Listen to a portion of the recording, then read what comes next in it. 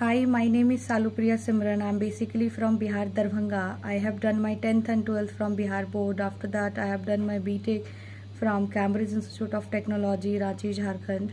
And my branch is Electronic and Communication Engineering. So now I just want to share my experience uh, of eVision classes, that I have taken 45 days of training from eVision classes.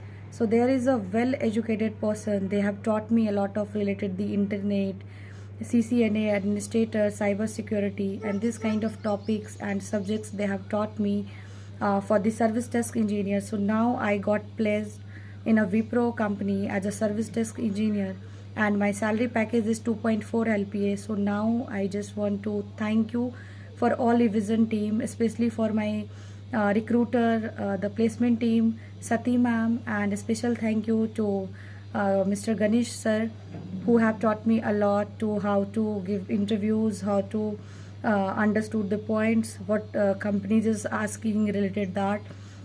So thank you so much, eVision classes. My experience was too much good.